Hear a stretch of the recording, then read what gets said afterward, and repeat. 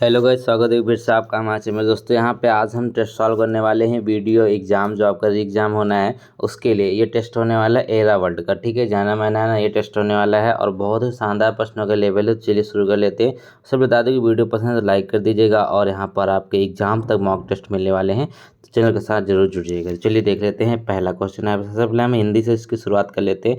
तो हिंदी के आपके 50 क्वेश्चन आने, आप सभी लोग जानते हैं, इसमें हाफ माइनस मार्किंग रहने वाली है। पहला क्वेश्चन देखिएगा, तो कहते हैं निम्न में से कौन सा एक लुंठित वर्ड है। ठीक है, लुंठित वर्ड जो है वो कौन सा है, ये आपको बताना है। देखिए लुंठित में होता क्या है, जब किसी का हम यहाँ पर उच्चारण करते हैं तो उसमें जीवा का आगे का भाग जो है कपकपाया थरथराया जाता है। अब जैसे यहाँ पे रा का हम उच्चारण करते हैं तो हमको ये देखने को मिलता है कि हमारा जीवा का अग्रभाग एक्टिव होता है। तो आपका राइट आंसर क्या हो जाएगा, ऑप्शन नंबर सी यहाँ पे करेक्ट हो जाएगा। अगला क्वेश्चन यहाँ पे देखिए, क्वेश्चन नंबर 2 में कि निम्न में से कौन सा देशज शब्द नहीं है। अब देशज शब्द नहीं है, देशज का मतलब जो देश का है। ठीक है, तो चलिए देख लेते हैं यहाँ पे। तो इसका राइट आंसर क्या हो जाएगा दोस्तों, ये हो जाएगा हाथ। हाथ जो है ये बेसिकली देशज शब्द नहीं है। हाथ जो है एक तद्भव शब्द है। ठीक है, क्या है, हाथ एक तद्भव शब्द है, ये आप याद रखेंगे। बाकी अगर हम बात करें तेतुआ, खिड़की और ठेस की, ये सारे के सारे आपको देशज शब्द देखने को मिल जाते हैं। अगला क्वेश्चन यहाँ पे क्वेश्चन नंबर 3 है, कहता है निम्न में से कौन सा एक अल्प प्राण वर्ण है। ठीक है, अब इसमें से एक कौन सा एक अल्प प्राण वर्ण है। तो अब देखिए अल्प प्राण हम जानने के लिए जरूरी है कि हमको देखें क्या है। तो देखिए अल्प प्राण वो होते हैं जो बहुत ही कम वायु प्रवाह के साथ बोलता है, जिसमें बहुत ही कम वायु निकलती है। जैसे का खा जैसे बहुत तेज निकलता है, तो का जो है वो अल्प प्राण है और खा जो है वो महाप्राण है। इसीलिए का, खा, ग, चा। ठीक है, पहला और तीसरा, तो इसका ऑप्शन राइट आंसर क्या हो जाएगा, यहाँ पे का और गा हो जाएगा। ठीक है, पहला तीसरा जो है वो क्या होता है, आपका अल्प प्राण होते हैं।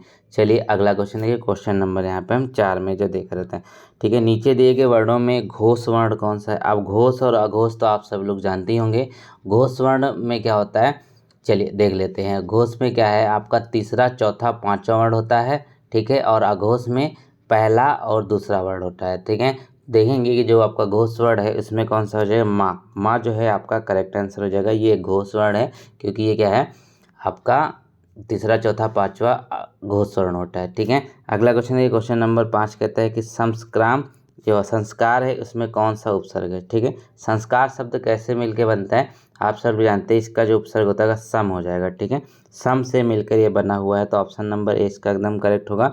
अगला क्वेश्चन देखिए, क्वेश्चन नंबर 6 कहता है कि निम्न में से कौन सा दोषहर्ता शब्द में प्रत्यय है। ठीक है, एक शब्द यहाँ पर आपको देखने को मिल रहा है जिसका नाम है दोषहर्ता। ठीक है, दोषहर्ता में प्रत्यय क्या हो जाएगा, ये आपको देखना है। तो याद रखेंगे जो लास्ट में जुड़ते हैं उसको कहते हैं हर्ता, जो है इसमें आपका जुड़ा हुआ है। ठीक है, दोषहर्ता में हर्ता यहाँ पर आपका करेक्ट आंसर होगा। ऑप्शन नंबर बी यहाँ पे एकदम सही होगा। अगला क्वेश्चन है, क्वेश्चन नंबर 7 है कि निम्नलिखित में से कौन सा बहुब्रीहि समास है। बहुब्रीहि समास में क्या होता है, किसी दूसरे का बोध होता है, आप लोग जानते हैं।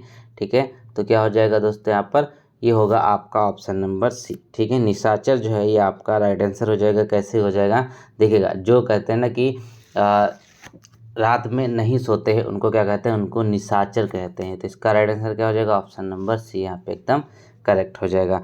अगला क्वेश्चन देखिए, क्वेश्चन नंबर 8 पर संख्या 8 की बात करें तो कहते हैं कौन सा जातिवाचक संज्ञा का उदाहरण है। अब जो जातिवाचक संज्ञा है उसका इसमें से उदाहरण आपको पूछा गया है।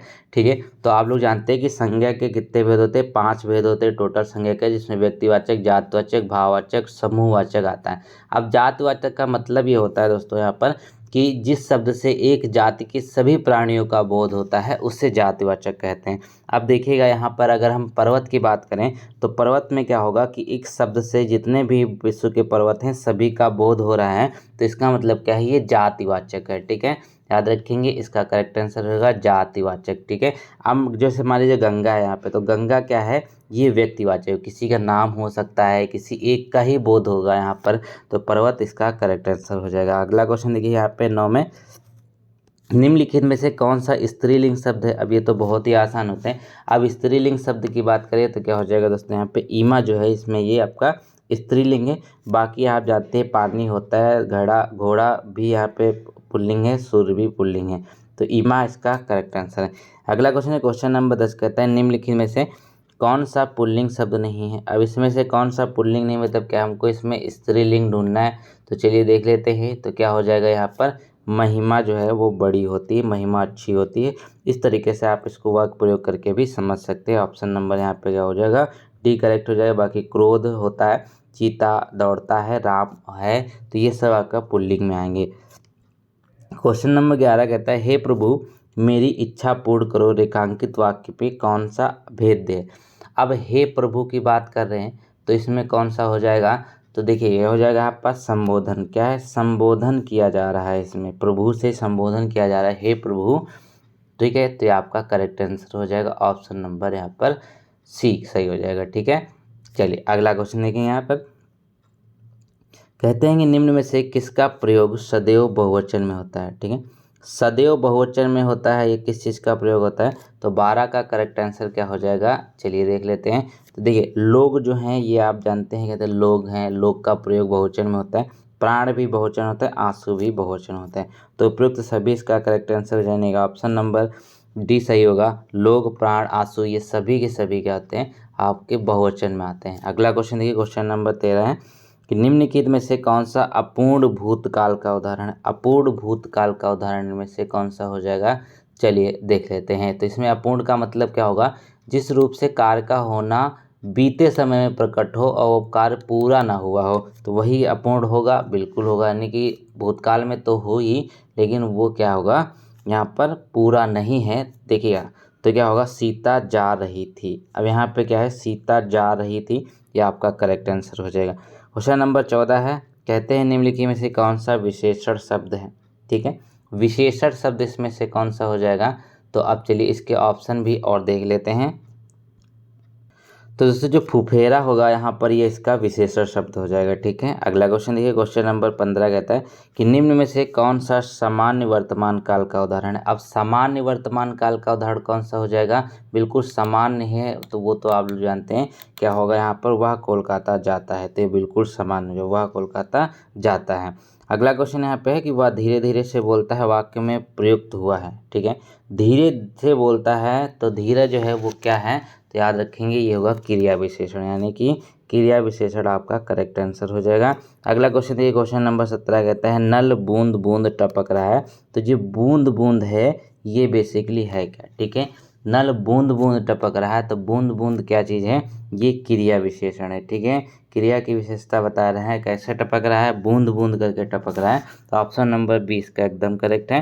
अगला क्वेश्चन देखिए, क्वेश्चन नंबर 18 कहता है कि अलंकेश किसका पर्यायवाची शब्द है। ठीक है, अलंकेश जो है वो किसका पर्यायवाची शब्द है, तो इसका राइट आंसर क्या हो जाएगा यहाँ पे, कुबेर। कुबेर जो है उनका पर्यायवाची होता है अलंकेश। इसके और भी पर्यायवाची हैं, जैसे यहाँ पर मनुष्य धर्मा, धनद, राजराज, अलंक्लेश, किन्नरेश, वैष्णवेश, पोलस, यक्ष, एलक्वी, श्रीद, ऐसे बहुत सारे अलंकेश के पर्यायवाची आपको देखने को मिलेंगे। अगला क्वेश्चन यहाँ पे कि निम्नलिखित में से कौन प्रसून का पर्यायवाची है। ठीक है, प्रसून जो है उसका पर्यायवाची है, तो बहुत ही आसान है, तो पुष्प को प्रसून भी कहते हैं, आपका करेक्ट आंसर बी हो जाएगा। ठीक है, बहुत सारे लोग यहाँ पे चंद्रमा लगा देंगे, लेकिन नहीं, बी आपका करेक्ट होगा, प्रसून पुष्प का पर्यायवाची। अगला क्वेश्चन देखिए, विस्तार का विलोम शब्द क्या है। ठीक है, विस्तार है, तो विस्तार का क्या होता है, संक्षेप हो जाएगा। अब जैसे कहते हैं ना, किसी प्रश्न को विस्तार में लिखिए, फिर कहते हैं संक्षेप में लिखिए। संक्षेप का मतलब एक लाइन में लिखना, विस्तार में 2-3 पेज में, तो आपका करेक्ट आंसर डी है। अगला क्वेश्चन यहाँ पे देखिए, चिरंतन का विलोम शब्द क्या होगा। ठीक है, चिरंतन का विलोम शब्द क्या होगा, तो इसका करेक्ट आंसर हो जाएगा दोस्तों नश्वर। चिरंतन का विलोम शब्द क्या होता है, नश्वर होता है। अगला क्वेश्चन यहाँ पे क्वेश्चन नंबर 22 है कि जिसे पार करना कठिन हो उसके लिए एक शब्द का यूज करेंगे, वो कौन सा होता है। जिसे पार करना कठिन हो उसके लिए जो शब्द का यूज होता है उसको दुर्गम कहा जाता है। क्या होता है, दुर्गम होता है, जिसे पार करना कठिन हो। अगला क्वेश्चन देखिए, क्वेश्चन नंबर 23 है कि निम्न में से कृत्यवाच्य का चयन करना है। ठीक है, आपको कैसे है, कृत्यवाच्य का चयन करना है, तो कृत्यवाच्य कौन सा हो जाएगा, अब देखिएगा, पहला ही पढ़ें तो कहते हैं मोहन पुस्तक पढ़ता है। ठीक है, तो साफ साफ पता चल रहा है कि यहाँ पे कृत्यवाच्य है आपका, मोहन पुस्तक पढ़ता है। ठीक है, यानी कि यहाँ पे कार्य हो रहा है कर्ता के द्वारा। अगला क्वेश्चन यहाँ पे 24 है कि निम्नलिखित में से मिश्र वाक्य का चयन करना है। अब मिश्र वाक्य आप लोग जानते हैं, यानी कि, तो अब देखिएगा होगा क्या यहाँ पे, सेठ जानता है कि नौकर ईमानदार है। अब की जो है ये किस में लगता है, की लगता है आपका मिश्र वाक्य में, ठीक है। और अथवा ये सब लगते हैं किस चीज़ में, वो लगते हैं आपके संयुक्त वाक्य में। तो की यहाँ पे है और पहला जो यहाँ पे पद होता है दूसरा पद है, दोनों आपस में संबंधित होते हैं मिश्र वाक्य में, ठीक है। अगला क्वेश्चन नंबर 25 है कि निम्नलिखित वाक्य में शुद्ध वाक्य का चयन कीजिए। अब शुद्ध वाक्य में से कौन सा है, तो देखिए 25 में अगर आप पढ़ते हैं मैं गाने की कसरत करता हूँ, ये तो गलत है। मैं गाने का अभ्यास करता हूँ, ठीक है, यही सही हो जाए, यानी कि गाने का हमेशा अभ्यास किया जाता है, कसरत नहीं किया जा सकता है। अगला क्वेश्चन यहाँ पे देखिए तो कहते हैं सुमन जहर का घूंट पीकर रह गई, रेखांकित में मुहावरे का अर्थ क्या होगा। जहर का जो घूंट है उसमें अर्थ क्या होगा ये आपको बताना है। देखिए जहर का घूंट पीना होता है क्रोध को नियंत्रित करना है, जब गुस्सा आता है तब उसको नियंत्रित किया जाता है, तो उसको मुहावरे की भाषा में कहा जाता है जहर का घूंट पीना। अगला क्वेश्चन है क्वेश्चन नंबर 27 है कि आधा तीतर आधा बटेर निम्नलिखित मुहावरे का अर्थ क्या होगा। आधा तीतर और आधा बटेर, इसका अर्थ जो होगा दोस्तों वो देखिए तो ये होता है बेमेल और बेढंगा, ठीक है। क्या होगा यहाँ पर बेमेल, ये दूसरे पेज पे लास्ट वाला ऑप्शन बेमेल तथा बेढंगा होना, ये आपका correct answer option number D हो जाएगा। चलिए वो दिखा देता हूँ आपको। तो ठीक है आपका डी ऑप्शन सही हो जाएगा, बेमेल और बेढंगा होना। 28 में देखिए तो कहा गया यहाँ पे कि जैसी बहे बयार पीठ जब तैसी कीजिए, ये लोकोक्ति का सही अर्थ क्या होगा। 28 में देखें तो इस लोकोक्ति का सही अर्थ क्या होगा, जैसी बहे बयार पीठ तब जैसी कीजिए, समय को देखकर काम करना चाहिए, ये आपका करेक्ट आंसर हो जाएगा। ऑप्शन नंबर ए हो जाएगा यहाँ पे सही, यानी कि समय तो देख कर ही कार्य करना चाहिए, जैसी बहे बहार वैसी पीठ कीजिए का मतलब होता है। अगला क्वेश्चन है हथेली पे सरसों नहीं जमती, लोकोक्ति का सही अर्थ क्या होगा। हथेली पे सरसों नहीं जमती, इस लोकोक्ति का सही अर्थ क्या होगा। 29 का करेक्ट आंसर होगा दोस्तों यहाँ पर ऑप्शन नंबर सी, यानी कि काम के लिए समय चाहिए, तब जब चाहो तभी काम नहीं हो सकता, ये आपका करेक्ट आंसर है। 30 में है कि हिंदी साहित्य को कितने कालखंडों में विभक्त किया गया है। अब जो हिंदी साहित्य है वो कितने कालखंडों में है, तो देखिए ये आपका टोटल 4 कालखंडों में विभक्त किया गया हिंदी साहित्य, जिसमें आपका पहला आता है आदिकाल में, ठीक है, पहला आता है आदिकाल में, दूसरा आता है यहाँ पर भक्ति काल का, ठीक है, भक्ति काल का, तीसरा आता है आपका रीतिकाल का, ठीक है, क्या आता है रीतिकाल का आता है, और चौथा जो आपका आता है वो आता है आधुनिक काल का आता है, ठीक है। हिंदी साहित्य को 4 भागों में विभक्त किया गया, आदि, भक्ति, रीति और आधुनिक में। अगला क्वेश्चन यहाँ पे ब्रज भाषा जो है वो कहाँ की हिंदी है, ठीक है, ब्रज भाषा जो है वो कहाँ की हिंदी है, तो याद रखेंगे ये आपकी पश्चिमी हिंदी है, ठीक है। ब्रज भाषा जो बेसिकली आपकी पश्चिमी हिंदी है, ये आपका करेक्ट आंसर हो जाएगा, पश्चिमी क्षेत्र में यूपी के बोली जाती है, ऑप्शन नंबर बी करेक्ट है। अगला क्वेश्चन यहाँ पे है कि खड़ी हिंदी बोली किस अपभ्रंश से विकसित हुई है, ठीक है। जो खड़ी बोली है ना, हिंदी खड़ी बोली जैसे बहुत जगह पे बोली जाती है, तो ये अब जो हुई थी सौरसेनी से हुई थी, ठीक है। ऑप्शन नंबर सी करेक्ट हो जाएगा, सौरसेनी इसका करेक्ट आंसर है। अगला क्वेश्चन यहाँ पे है कि निम्नलिखित में से कौन सी पश्चिमी हिंदी की बोली नहीं है। अब पश्चिमी हिंदी की जो बोली है वो कौन सी नहीं है ये आपको बताना है। तो देखिएगा यहाँ पे एक तो आपका बुंदेली, ये पश्चिमी हिंदी है, ब्रज भी पश्चिमी हिंदी है, और कन्नौजी भी यहाँ पे पश्चिमी हिंदी आती है, ठीक है। ऑप्शन जो सही होगा डी, यानी कि बघेली, वो आपको नेक्स्ट पेज पे दिखाता हूँ। तो बघेली जो है ये बेसिकली पश्चिमी हिंदी में नहीं आती है, याद रखेंगे ये हिंदी की एक बोली है जो बघेलखंड क्षेत्र में बोली जाती है। तो क्या होगा यहाँ पर ऑप्शन नंबर डी इसका सही हो जाएगा बघेली।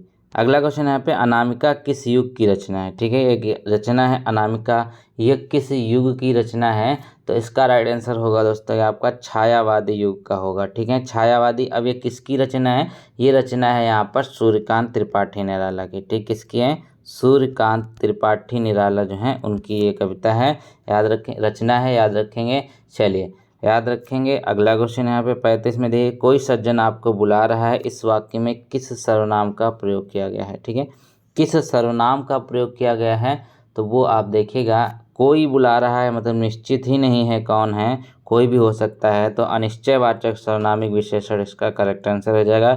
अनिश्चयवाचक में क्या होता है, निश्चित नहीं है। मौसम आज कुछ सुहावना है, इस वाक्य में सुहावना शब्द किस परिचारक को दर्शाता है।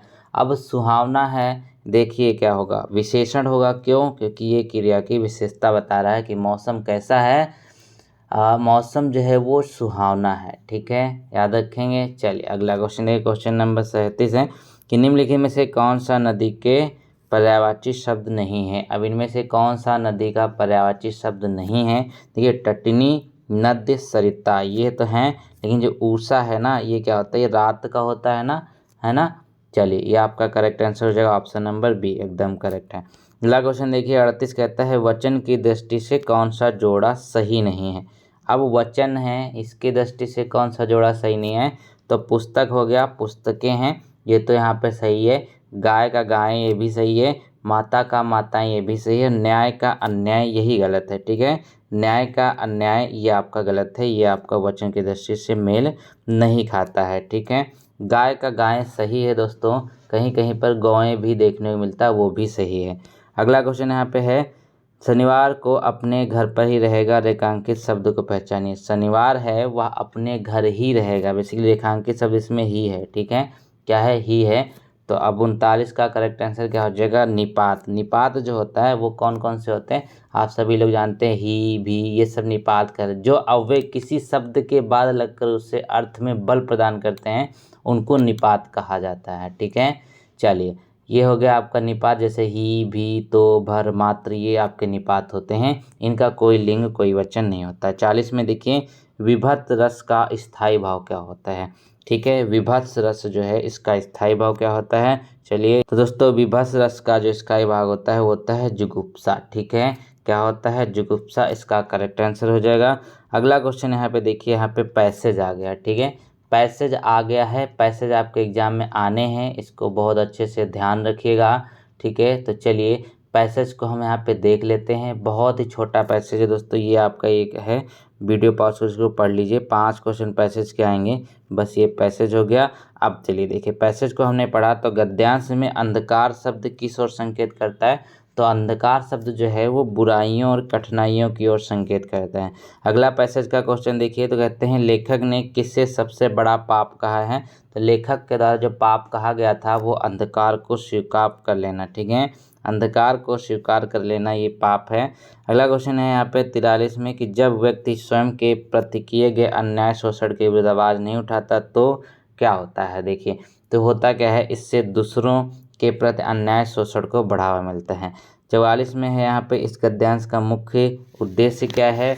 चलिए अब यहाँ पे दिखा लेते हैं आपको, कुछ और क्वेश्चन अभी आपके हैं, जाइएगा मत, क्योंकि अभी तो आपको जीएस भी करनी है, ठीक है। तो इसका राइट आंसर क्या हो जाएगा, चलिए तो इसका हो जाएगा ऑप्शन नंबर बी वाला। अगला क्वेश्चन यहाँ पे देखिएगा, यहाँ पे कहते हैं संस्कृति के 4 अध्याय, ये तो बहुत ही इंपॉर्टेंट है, ठीक है, ये इंपॉर्टेंट है क्योंकि आपका साहित्य से क्वेश्चन है।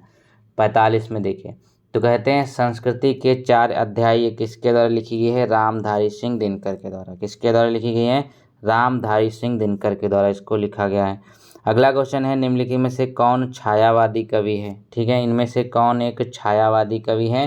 तो 46 में देखिएगा, तो इसका राइट आंसर हो जाएगा सुमित्रा नंदन पंत, ठीक है, सुमित्रा नंदन पंत जो हैं ये आपके छायावादी कवि हैं, ठीक है, कौन है ये, छायावादी कवि हैं, ये आपका करेक्ट आंसर होगा। चलिए अब देखिएगा इसके अलावा और भी इसमें आते हैं, जैसे जयशंकर प्रसाद, सूर्यकांत त्रिपाठी निराला, महादेवी वर्मा, ये सारे के सारे आपके आते हैं इसमें। चलिए अगला क्वेश्चन यहाँ पे पृथ्वीराज रासो किस काल की रचना की है इन्होंने, तो आप देखिए पृथ्वीराज रासो ने करा था यहाँ पे आदिकाल की रचना, ठीक है, ऑप्शन नंबर डी करेक्ट हो जाएगा। अगला क्वेश्चन है प्रेम सागर के लेखक का क्या नाम है, ठीक है, जिन्होंने प्रेम सागर लिखा इसके लेखक कौन है, तो इसका करेक्ट आंसर हो जाएगा लल्लू लाल। क्या हो जाएगा, लल्लू लाल जो हैं इन्होंने प्रेम सागर को लिखा है, ऑप्शन नंबर बी इसका करेक्ट है। अगला क्वेश्चन है 49 में कि संविधान द्वारा मनुष्य को समान अधिकार प्राप्त है, वाक्य का अंग्रेजी अनुवाद आप कीजिए। तो अब इसका अंग्रेजी अनुवाद करना है, ये तो सभी लोग कर लेंगे लगभग। तो क्या होगा, man has equal right bye constitution, option number यहाँ पे बी ए करेक्ट हो जाएगा, man has equal rights bye constitution. अगला क्वेश्चन देखिए यहाँ पे कहते हैं बी क्वेस्ट का हिंदी अनुवाद बताइए, ठीक है, बी क्वेस्ट का हिंदी अनुवाद बताना है आपको, तो ये होता है आपका वसीयत, ठीक है, वसीयत आपका करेक्ट आंसर हो जाएगा, ये बी क्वेस्ट का हिंदी अनुवाद है। चलिए ये हो गया आपका हिंदी के 50 क्वेश्चन। अब यहाँ पे हम देखेंगे जीएस के जीके जीएस देखेंगे, उसके बाद हम चलेंगे रीजनिंग की तरफ। तो गाइज यहाँ पे सामान्य अध्ययन के जो आपके 50 क्वेश्चन पूछे जाने हैं उनको देख लेते हैं, उसके बाद यहाँ पे हम रीजनिंग को देखेंगे। ठीक है, तो हम 50 क्वेश्चन हिंदी ऑलरेडी कर रखे हैं, तो चलिए देख लेते हैं। पहला क्वेश्चन यहाँ पे कहता है कि साइंटिफिक सोसाइटी की स्थापना किसके द्वारा करी गई थी। ठीक है, तो साइंटिफिक सोसाइटी की स्थापना करी गई, वो करी गई थी यहाँ पर सर सैयद अहमद खान के द्वारा। किसके द्वारा? सर सैयद अहमद खान के द्वारा इसकी स्थापना करी गई थी। तो इसका राइट आंसर हो जाएगा ऑप्शन नंबर। अगले क्वेश्चन की तरफ चलते हैं, तो कहा गया किस संविधान संशोधन अधिनियम के तहत राष्ट्रीय अनुसूचित जनजाति आयोग का गठन किया गया था। ठीक है, अब यहाँ पे जो ओबीसी का गठन हुआ था बेसिकली यहाँ पे वो किस अनुच्छेद के तहत हुआ था, तो देखिए वो हुआ था 89वां संविधान संशोधन के द्वारा। ठीक है, 89वां 89 नंबर का जो संविधान संशोधन हुआ था उसके तहत राष्ट्रीय अनुसूचित जनजाति आयोग का गठन किया गया था। तो ये आपका राइट आंसर हो जाएगा। अगला क्वेश्चन यहाँ पे देखिए, कहते हैं कि निर्गत की गई सभी नोटों पर उसका मूल्य कितनी भाषाओं में लिखा जाता है, यानी कितनी भाषाओं में मूल्य लिखा होता है उसकी नोट पर, ये आपको बताना है। ठीक है, तो याद रखेंगे इसका करेक्ट आंसर जो हो जाएगा ऑप्शन नंबर डी, यानी कि 17 भाषाओं में टोटल नोट के ऊपर लिखा रहता है उसका मूल्य। अगला क्वेश्चन यहाँ पे है 104 में कि सिख संप्रदाय के किस गुरु को गुरुमुखी लिपि का जनक कहा जाता है। ठीक है, किस गुरु को गुरुमुखी लिपि का जनक कहा जाता है, तो इसका राइट आंसर होगा यहाँ पर गुरु अंगद। ठीक है, गुरु अंगद इसके करेक्ट आंसर हो जाएंगे। अब यहाँ पे देखिएगा गुरुमुखी का अर्थ होता है गुरुओं के मुख से निकली हुई अवश्य ही यह वाणी का द्योतक रहा है। ठीक है, ठीक है, गुरुओं के मुख से निकली हुई उसे कहते हैं यहाँ पर गुरुमुखी लिपि। ठीक है, चलिए अगला क्वेश्चन देखिए 105 में ये कहा गया कि शिमोगा, कालाहांडी, झाबुआ जिले किस खनिज के लिए विख्यात हैं। अब शिमोगा है, कालाहांडी है, झाबुआ है, तो आप लोग जानते हैं ये मैंगनीज के लिए बहुत फेमस है। ठीक है, कौन सा? मैंगनीज के लिए बहुत फेमस है। इसमें आपका मैंगनीज के जो प्रमुख अयस्क होते हैं जैसे साइलोमेलिन और ब्रोनाइट, ये सब इसमें पाए जाते हैं।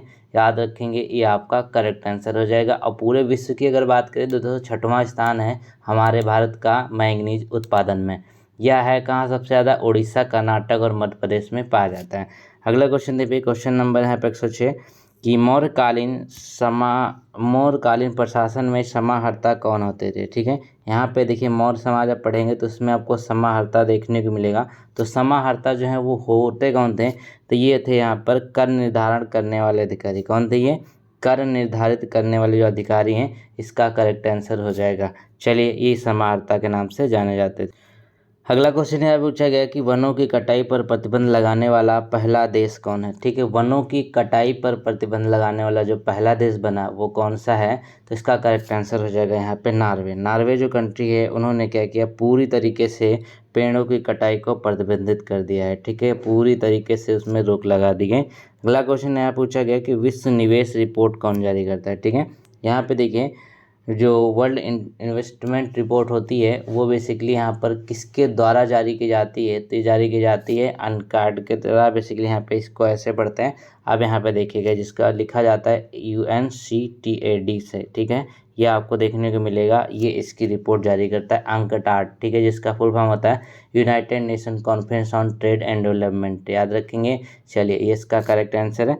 अगला क्वेश्चन देखिए, क्वेश्चन नंबर जो 109 कहता है कि भारत में नीली क्रांति किस राज्य में सर्वाधिक सफल रही। ठीक है, अब जो यहाँ पे ब्लू रिवोल्यूशन देखेंगे, नीली क्रांति किससे संबंधित है, ये मछली उत्पादन से संबंधित है। ठीक है, अब यहाँ पे सबसे ज़्यादा सक्सेस होती है ये होती आंध्र प्रदेश में। ठीक है, ये योजना सबसे ज़्यादा सक्सेस होती है आंध्र प्रदेश में, इसीलिए ऑप्शन नंबर ए यहाँ पे करेक्ट है। अगला क्वेश्चन है 110 में किस आंग्ल मैसूर युद्ध में हैदर अली की मृत्यु हो गई थी। ठीक है, अब आंग्ल मैसूर युद्ध आपने सुने कि जो 4 हुए थे, इसमें जो द्वितीय आंग्ल मैसूर युद्ध था, ठीक है, द्वितीय जो था इसमें हैदर अली की मृत्यु हो गई थी। ठीक है, और यह युद्ध जो है एक संधि हुई थी। इसके समय बेसिकली यहाँ पे जनरल वॉरेन हास्टिंग हुआ करते थे और मैंगलोर की संधि के साथ ही यह युद्ध समाप्त हुआ था, द्वितीय आंग्ल मैसूर युद्ध जो है। अगला क्वेश्चन 111 में देखिए, कहा गया कि दीवाने अर्ज नामक विभाग की स्थापना किसके द्वारा करी थी। ठीक है, दीवाने अर्ज नामक एक विभाग है, इसकी स्थापना किसके द्वारा करी गई थी, तो ये हो जाएंगे बलबन। बलबन आपने जानते हैं कि ये बहुत ही अच्छे शासक थे यहाँ पर, और इन्होंने क्या किया, तो लौ और रक्त की नीति भी अपनाई थी। लौ और रक्त की नीति अपनाई थी बलबन ने। ठीक है, ये आपका हो जाएगा। अगला क्वेश्चन देखिए, कहा गया कि भारत में अनहोनी, तपत पानी, ताता पानी, तपोवन एवं मणिकरण क्षेत्र किस लिए प्रसिद्ध हैं। ठीक है, ये यहाँ पे देखिएगा, वीडियो के पेपर का जीएस का लेवल बहुत अच्छा आता है, तो उसी के रिगार्डिंग यहाँ पे क्वेश्चन है। तो ये आपका हो जाएगा कहाँ, भूतापी ऊर्जा के लिए। ठीक है, भूतापी ऊर्जा के लिए ये क्षेत्र प्रसिद्ध है, जिसमें अनहोनी, तपत पानी और ताता पानी है। ताता पानी का मतलब ये होता है यहाँ पे गर्म पानी। ठीक है, अगला क्वेश्चन 113 है, निम्नलिखित में से कौन सा मौलिक कर्तव्य नहीं है। ठीक है, अब मौलिक कर्तव्य जो इसमें से है वो कौन सा नहीं है, तो देखिएगा ये क्या होगा, बेसिकली यहाँ पे गौवंशी पशुओं का संरक्षण। ठीक है, गौवंशी पशुओं का संरक्षण करें, यह कोई मौलिक कर्तव्य नहीं है, बल्कि यह आप अपने हिसाब से कर सकते हैं, कोई ज़रूरी नहीं है, मौलिक कर्तव्य नहीं है। तो ऑप्शन नंबर सी यहाँ पे एकदम करेक्ट हो जाएगा। अगला क्वेश्चन देखिए यहाँ पर, संख्या 114 है, असेंबली लैंग्वेज किस पीढ़ी की प्रोग्रामिंग भाषा है। कंप्यूटर से क्वेश्चन है, तो असेंबली लैंग्वेज जो है वो दूसरी पीढ़ी, जो आपकी सेकेंड जनरेशन है ना, उसकी एक प्रोग्रामिंग लैंग्वेज है ना। ठीक है, ये आपका करेक्ट आंसर है। अगला क्वेश्चन यहाँ पे 115 है कि भारतीय महिला विश्वविद्यालय की स्थापना किसने करी। ठीक है, भारतीय महिला विश्वविद्यालय की जो स्थापना करी गई, किसके द्वारा करी गई, वो करी गई थी यहाँ पे डीके कर्वे के द्वारा। ठीक है, डीके कर्वे के द्वारा भारतीय महिला विश्वविद्यालय की स्थापना करी गई, और इसकी स्थापना 1916 में होती है। कहाँ पे होती है, पुणे में होती है। ठीक है, पुणे में 1916 में होती है, इसको याद रखेंगे। चलिए अगला क्वेश्चन, ये समाज सुधारक हुआ करते थे डीके कर्वे।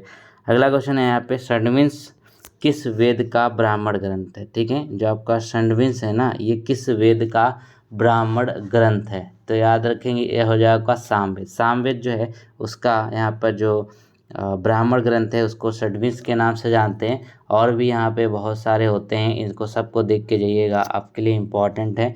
चलिए अगला क्वेश्चन यहाँ पे देखिए 117 में, क्या है कि निम्नलिखित में से कौन सा इनपुट डिवाइस नहीं है। इनपुट डिवाइस का मतलब है जो यहाँ पर की सूचनाएं सिस्टम के अंदर भेजता है, उनको इनपुट डिवाइस कहते हैं। अब इनमें से कौन सा एक आउटपुट है, वही आपको पहचानना है। तो याद रखेंगे, जो आपका जीपीएस डिवाइस होता है ना, ये आपका एक आउटपुट है, ये इनपुट डिवाइस नहीं है। ठीक है, बाकी वेब कैम में फ़ोटो लेकर अंदर भेजता है, फिर कीबोर्ड के तरह आप सूचनाएं भेजते हैं, कोड रीडर के द्वारा भी यहाँ पर, ये सब इनपुट डिवाइस हैं, पहला वाला छोड़ करके। ठीक है, अगला क्वेश्चन है यहाँ पे 118 में कि राष्ट्रीय आय की गणना में कौन सी मदें शामिल नहीं की जाती हैं। ठीक है, जो आपकी नेशनल इनकम होती है, इसमें क्या क्या चीज़ें शामिल नहीं होती हैं, ये आपको बताना है। ठीक है, तो चलिए देख लेते हैं। तो यहाँ पे 118 की बात करें तो आप देखेंगे कि जो आपका स्टॉक कीमत में वृद्धि होती है, ये शामिल नहीं होता है। बाकी सूचना सुरक्षा सेवाएं, भविष्य निधि और ब्रोकर्स कमीशन, ये सारी सम्मिलित होती हैं। स्टॉक कीमत में वृद्धि जो है ये इसके तहत शामिल नहीं होती हैं। ठीक है, राष्ट्रीय आय की गणना में शामिल नहीं किया जाता। अगला क्वेश्चन यहाँ पे पूछा गया,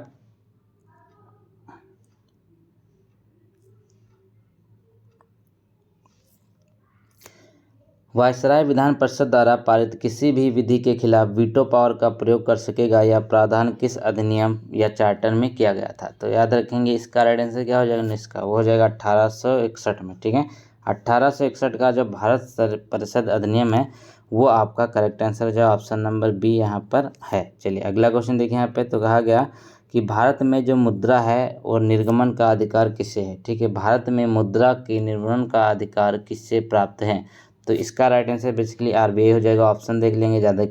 ठीक है, तो इसका राइट आंसर क्या हो जाएगा आपका ऑप्शन नंबर सी, यानी कि रिजर्व बैंक ऑफ इंडिया जो है उसको मुद्रा निर्गमन का अधिकार है। अगला क्वेश्चन यहाँ पे देखिए 121 में कहा गया कि संघ की कार्यपालिका शक्ति राष्ट्रपति में ही निहित है, यह किस अनुच्छेद में कहा गया। ठीक है, अब देखिए यहाँ पे कहते हैं संघ की जो कार्यपालिका शक्ति होती है, आप सब लोग जानते हैं वो राष्ट्रपति में ही निहित होती है। तो 121 का जो करेक्ट आंसर होगा वो क्या हो जाएगा यहाँ पर आपके लिए 53। ठीक है, अनुच्छेद 53 में ये बात कही गई है, इसको ध्यान रखिएगा। अगला क्वेश्चन यहाँ पे 122 है कि हल्दी घाटी का युद्ध जो है वो किसके किसके बीच हुआ था। ठीक है, हल्दी घाटी का युद्ध जो होता है 1576 में, वो किसके किसके बीच में होता है, ये आपको बताना है। 19 जून की ये बात है, 1576 में मान सिंह और महाराणा प्रताप के बीच इस युद्ध का यहाँ पे शुभारंभ होता है। ठीक, मान सिंह तथा महाराणा प्रताप के बीच में। ठीक है, चलिए अब यहाँ पे अगला क्वेश्चन देख लेंगे। यहाँ पर तो कहते गए हैं कि संजीवनी पत्रिका का संपादन किसने किया था। एक पत्रिका है जिसका नाम है संजीवनी पत्रिका, इसका संपादन किया था यहाँ पे कृष्ण कुमार मित्र ने। किसने किया था? कृष्ण कुमार मित्र इसके करेक्ट आंसर हो जाएंगे। अगला क्वेश्चन है 124 में देखिए तो कहा गया कि चटगांव सशस्त्रागार पर हमला किस वर्ष किया गया था। अब चटगांव सशस्त्रागार जो है इस पर हमला किस वर्ष किया गया था, तो देखिए ये हो जाएगा यहाँ पर आपका 1930 में। ठीक है, 1930 इसका करेक्ट आंसर हो जाएगा। बेसिकली यहाँ पे 18 अप्रैल को बांग्लादेश में चटगांव जो था उसमें इस पे यहाँ पर हमला किया गया था। ठीक है, चलिए इसमें बेसिकली यहाँ पे जो आपके शस्त्र थे उनको लूटने के लिए इस पे हमला किया गया था। 125 है कि भारत में जो आपका कैग होते हैं बेसिकली नियंत्रक एवं महालेखा परीक्षक जो होते हैं, ठीक है, उनको किस विधि से हटाया जा सकता है। तो पहला यहाँ पे जिस विधि सर्वोच्च न्यायालय को हटाया जाता है, सर्वोच्च न्यायालय के न्यायाधीश को हटाया जाता है। दूसरा है जिस विधि से संघ लोक सेवा आयोग के अध्यक्ष को हटाया जाता है। तीसरा जिस विधि से मुख्य निर्वाचन आयुक्त को हटाया जाता है, या फिर उपयुक्त सभी। तो इसका राइट आंसर जो उपयुक्त सभी, यानी कि तीनों तरीके से इनको हटाया जा सकता है जो कैग होते हैं। अगला है यहाँ पे कि 12 सिगरी ग्लेशियर से कौन सी नदी प्रवाहित होती है। ठीक है, एक ग्लेशियर है जिसका नाम है 12 सिगरी ग्लेशियर, यह किस नदी से प्रवाहित होता है, किस, तो याद रखेंगे आपको हो जाएगी चिनाब नदी। ठीक है, चिनाब नदी इसका करेक्ट आंसर होगा। अगला क्वेश्चन की तरफ चलते हैं। तो इसमें कहा गया कि संविधान की तीसरी अनुसूची में क्या वर्णित है। ठीक है, जो संविधान की तीसरी अनुसूची है, आप लोग जानते हैं टोटल 12 अनुसूचियाँ हैं, तो इसमें तीसरी में है क्या, बेसिकली पदाधिकारियों के शपथ या प्रतिज्ञान का प्रारूप है यहाँ पर। ठीक है, शपथ या प्रतिज्ञान का प्रारूप संविधान की तीसरी अनुसूची में यहाँ पर है। ठीक है, अगला क्वेश्चन यहाँ पे देखिए तो डेन्यूब नदी किस देश से नहीं गुजरती है। ठीक है, डेन्यूब जो नदी है वो किस देश से होकर नहीं गुजरती है आपको बताना है। तो देखिएगा डेन्यूब बेसिकली 10 देशों से गुजरती है। ठीक है, तो होगा क्या यहाँ पे स्लोवानिया जो है ये यहाँ पर इससे गुजरती नहीं है। ठीक है, स्लोवानिया से होकर अगर नहीं गुजरती है, याद रखेंगे। चलिए, तो अब ये डेन्यूब जो नदी है ना बेसिकली ये यूरोप की दूसरी सबसे बड़ी नदी है, सबसे लंबी नदी है। पहली कौन सी है? डेन्यूब वोल्गा नदी है। ठीक है, पहली वोल्गा है, दूसरी यहाँ पे डेन्यूब है। अगला क्वेश्चन यहाँ पे 129 में राष्ट्रीय राजमार्ग संख्या 4 के बीच में कौन कौन से शहर पड़ते हैं। ठीक है, आपका जो NH4 है ना इसके बीच में कौन कौन से शहर पड़ते हैं। तो देखिएगा NH4 की अगर बात करें यहाँ पे तो इसमें पड़ता क्या है, एक तो आपका ठाणे पड़ता है, दूसरा यहाँ पे बेलगांव पड़ता है, और फिर आपका बेंगलुरु पड़ता है। ठीक है, तो आपके ठाणे, बेलगांव और बेंगलुरु NH4 के रास्ते में पड़ते हैं, ये करेक्ट है। अगला क्वेश्चन यहाँ पे देखिएगा, यानी कि इसका ऑप्शन नंबर बी सही है। अगले में कहा गया कि जो दिबांग, लोहित, कापिली, धनसिरी, ब्रह्मपुत्र की सहायक नदियां हैं, ये नदियाँ ब्रह्मपुत्र में किस किनारे से मिलती हैं, यानी कि किस साइड से। बेसिकली सहायक नदियाँ किस चीज़ की हैं? ब्रह्मपुत्र की हैं, दिबांग, लोहित, कापिली वगैरह। तो ये किस साइड से मिलती हैं, तो याद रखेंगे ये हो जाएगा आपका बाएं किनारे से मिलती है। कहाँ से मिलती हैं ये बाएं किनारे से मिलती हैं ब्रह्मपुत्र के अंदर। चलिए आपका करेक्ट आंसर है। अगला क्वेश्चन देखिए यहाँ पे, तो कहा गया कि प्रायद्वीप भारत की कौन सी नदियाँ पश्चिम की ओर नहीं बहती हैं। ठीक है, कौन सी नदी जो है वो पश्चिम की ओर नहीं बहती है, तो इसमें आपका करेक्ट आंसर हो जाएगा प्राणहिता। ठीक है, प्राणहिता जो है ये पूर्व की ओर बहती है, पश्चिम की ओर नहीं बहती। बाकी छोटी छोटी नदियाँ जो हैं पेरियार, भरतपुंजा, पंबा, ये सब क्या हैं, ये आपकी पश्चिम की ओर बहती हैं। अगला क्वेश्चन यहाँ पे देखिए तो कहते हैं दुर्लभ धातु वेनेडियम किस भारतीय राज्य में पाया गया है।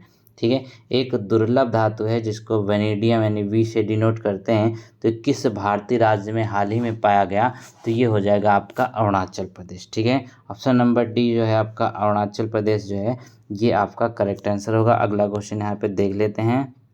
चलिए, अरुणाचल प्रदेश हो गया था। 133 में देखिए तो कहा भारत की गणतंत्र दिवस परेड 2021 में किस देश की सैन्य टुकड़ी भाग लेगी।